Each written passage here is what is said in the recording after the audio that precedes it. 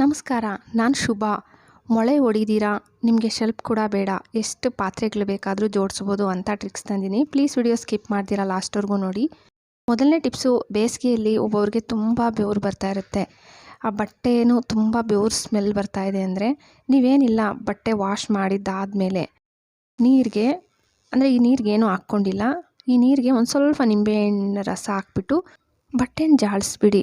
ಬಟ್ಟೆಯಲ್ಲಿ ಒಂದು ಸ್ವಲ್ಪ ಕೂಡ ಬೆವರು ಸ್ಮೆಲ್ ಬರಲ್ಲ ಈ ಥರ ಮಾಡೋದ್ರಿಂದ. ಸೆಕೆಂಡ್ ಟಿಪ್ಸು, ವೇಸ್ಟ್ದೊಂದು ಬಾಟಲ್ ತೊಗೊಂಡಿದ್ದೀನಿ ನೋಡಿ, ತೋರಿಸ್ತಾ ಇದ್ದೀನಿ. ಈ ಥರ ಯಾವುದೇ ವೇಸ್ಟ್ ಬಾಟಲ್ ಸಾಮಾನ್ಯವಾಗಿ ನಮ್ಮ ಮನೆಗಳಲ್ಲಿ ಇದ್ದೇ ಇರುತ್ತೆ.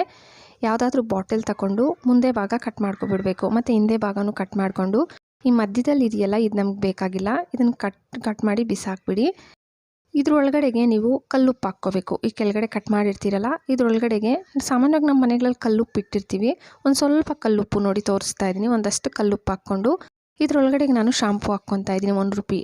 ನೀವು ನಮ್ಮ ಮನೇಲಿ ನಾವು ಕ್ಲಿನಿಕ್ ಪ್ಲಸ್ ಬಳಸಲ್ಲ, ನಾವು ಬೇರೆದು ಯಾವುದನ್ನು ಹಾಕ್ಕೋಬೋದಾ ಅಂದರೆ, ನಿಮ್ಮ ಮನೇಲಿ ನೀವು ಯಾವುದು ಬಳಸ್ತೀರಲ್ಲ ಅದೇ ಶಾಂಪೂನೇ ಸ್ವಲ್ಪ ಹಾಕ್ಕೊಬಿಟ್ಟು ಇದ್ರೊಳಗಡೆಗೆ ಲವಂಗ ಹಾಕಿ.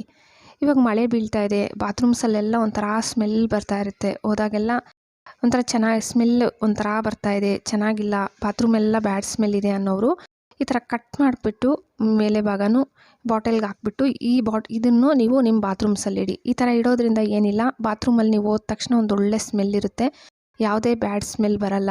ಈ ಥರ ಇಟ್ಬಿಟ್ಟು ನೋಡಿ ಬೇಕಂದರೆ. ಮೂರನೇ ಟಿಪ್ಸು, ಒಂದು ಪ್ಲೇಟ್ ತಗೊಂಡು ಒಂದು ಸ್ವಲ್ಪ ಅರಿಶಿನ ಹಾಕ್ಕೊಂಡಿದ್ದೀನಿ.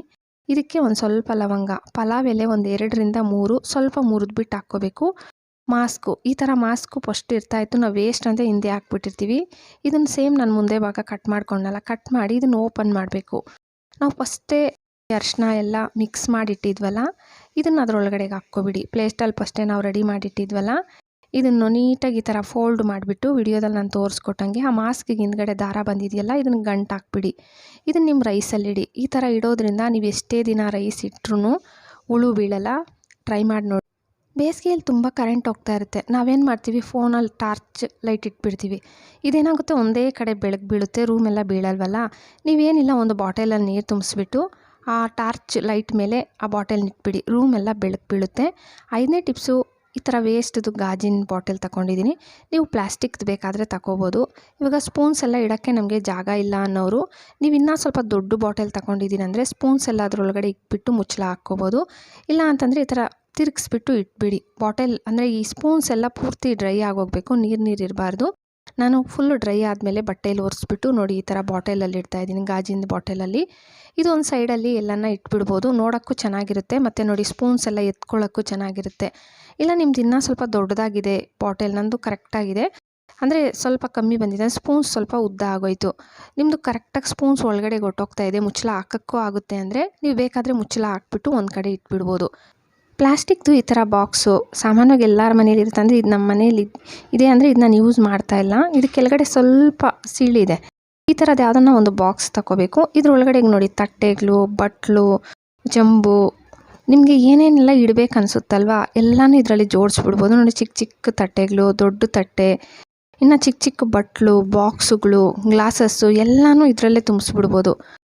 ಇದು ಜಾಸ್ತಿ ಪಾತ್ರೆಗಳಿಡುತ್ತೆ ನೋಡಿ, ತಿರುಗಿಸ್ಬಿಟ್ಟು ಇನ್ನೂ ಒಂದರೊಳಗಡೆ ಒಂದು ಇಟ್ಟಿದ್ದೀನಿ ಅಂತಂದರೆ ಇನ್ನೂ ಜಾಸ್ತಿನೂ ಹಿಡಿಯುತ್ತೆ.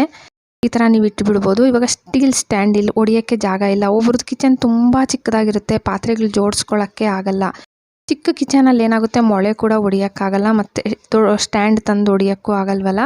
ನೋಡಿ, ನೀವು ಈ ಥರ ಬಾಕ್ಸ್ ಇದ್ದರೆ ಅದರೊಳಗಡೆ ಎಲ್ಲ ಜೋಡಿಸ್ಬಿಟ್ಟು ನೀಟಾಗಿ ಇದ್ರ ಮೇಲೆ ಗ್ಲಾಸ್ಗಳು ಇಟ್ಬಿಡ್ಬೋದು. ಇದು ಒಂದು ಸೈಡಲ್ಲಿ ನಿಮಗೆ ಜಾಸ್ತಿ ಪ್ಲೇಸು ತಗೊಳ್ಳಲ್ಲ. ಇವಾಗ ಸ್ಟ್ಯಾಂಡ್ ಅಂದರೆ ಜಾಸ್ತಿ ಪ್ಲೇಸು ಬೇಕಾಗುತ್ತೆ, ಇದಕ್ಕೆ ಕಮ್ಮಿ ಪ್ಲೇಸಲ್ಲೇ ನೀವು ಜಾಸ್ತಿ ಪಾತ್ರೆಗಳು ಅರೇಂಜ್ ಮಾಡಿ ಇಟ್ಬಿಡ್ಬೋದು. ನೋಡಿ, ಚೆಂಬುಗಳು ಕೂಡ ಇಡ್ಬೋದು, ಇಲ್ಲ ಗ್ಲಾಸ್ಗಳು ನೀಟಾಗಿ ಜೋಡಿಸ್ಕೋಬೋದು. ಟ್ರೈ ಮಾಡಿ. ವಿಡಿಯೋ ಏನಾದರೂ ಇಷ್ಟ ಆಗಿದ್ದರೆ ಪ್ಲೀಸ್ ಲೈಕ್ ಕೊಡಿ, ಹಾಗೆ ಸಬ್ಸ್ಕ್ರೈಬ್ ಮಾಡ್ಕೊಂಡು ನಿಮ್ಮ ಫ್ಯಾಮಿಲಿ ಫ್ರೆಂಡ್ಸಿಗೆ ಶೇರ್ ಮಾಡೋದು ಮರಿಲೇಬೇಡಿ. Thank you friends.